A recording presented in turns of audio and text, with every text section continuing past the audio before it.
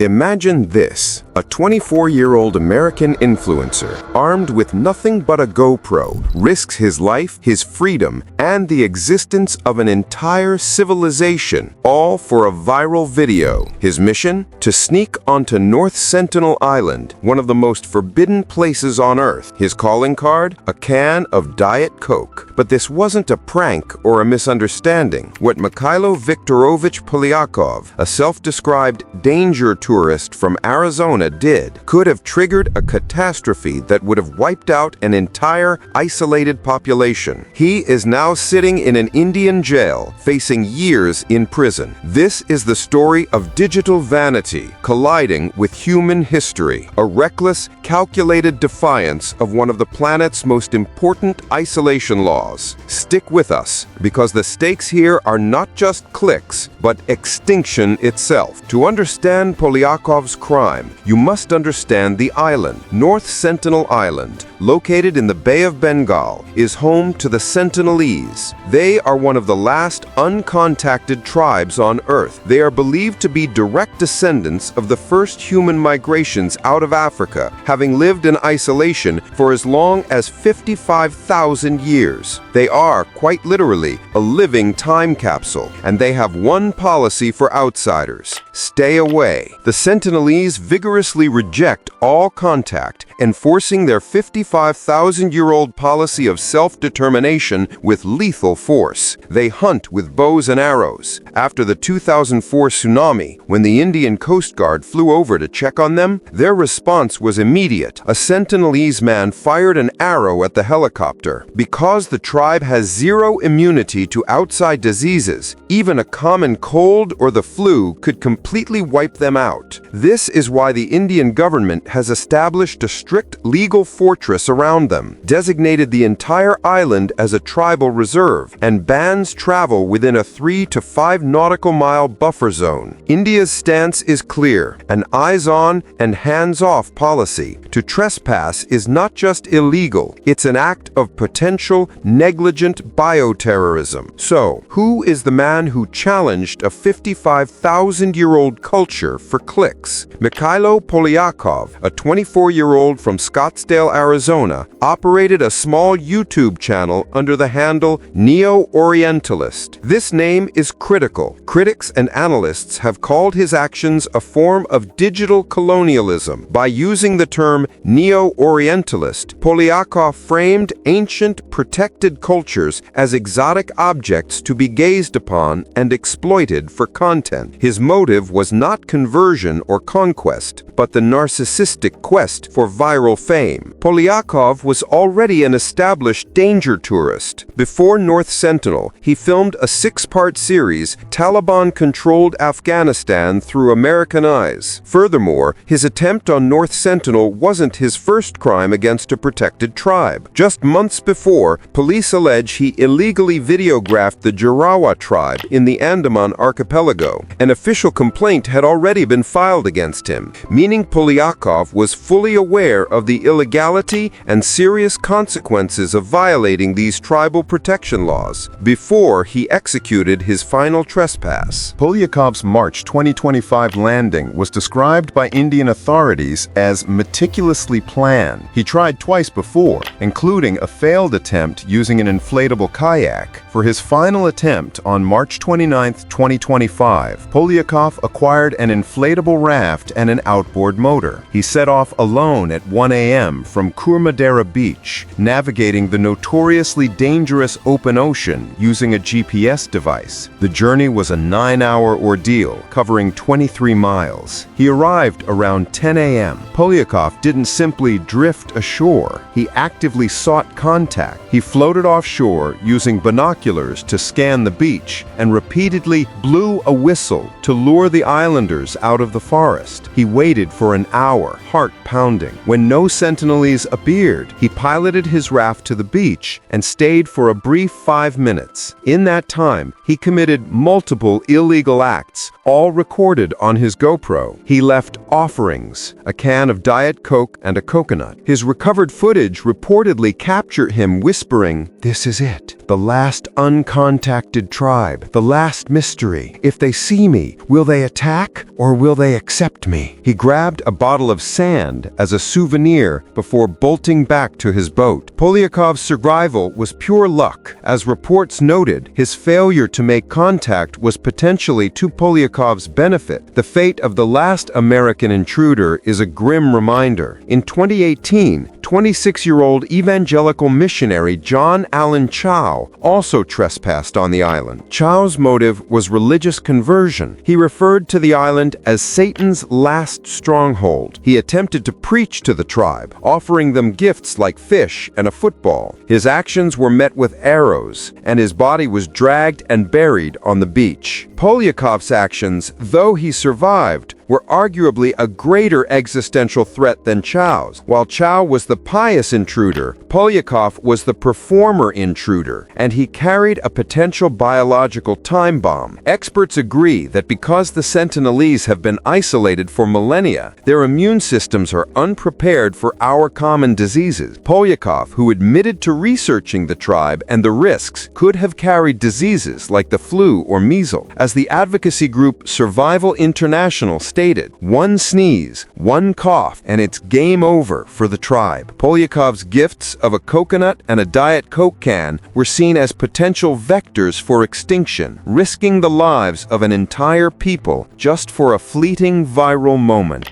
Polyakov almost got away with it, but local fishermen spotted him upon his return and tipped off the authorities. 2 days later, on March 31, 2025, Mykhailo Polyakov was arrested in Port Blair. The evidence against him was devastatingly simple: the content he risked his life to create. The police seized his inflatable boat, the sand souvenir, and the GoPro camera. The footage he recorded became the star witness for the prosecution. The investigation took an unprecedented turn when a special investigation team was formed, not just to investigate a crime. Polyakov almost got away with it, but local fishermen spotted him upon his return and tipped off the authorities. Fearing the soft drink can and coconut he left could endanger the tribe, the team inspected the island from a distance through binoculars to try and retrieve the items. Polyakov is now charged with violating multiple laws, facing up to 5 years in prison. His actions were universally condemned, with Survival International labeling the stunt as deeply disturbing and reckless and idiotic.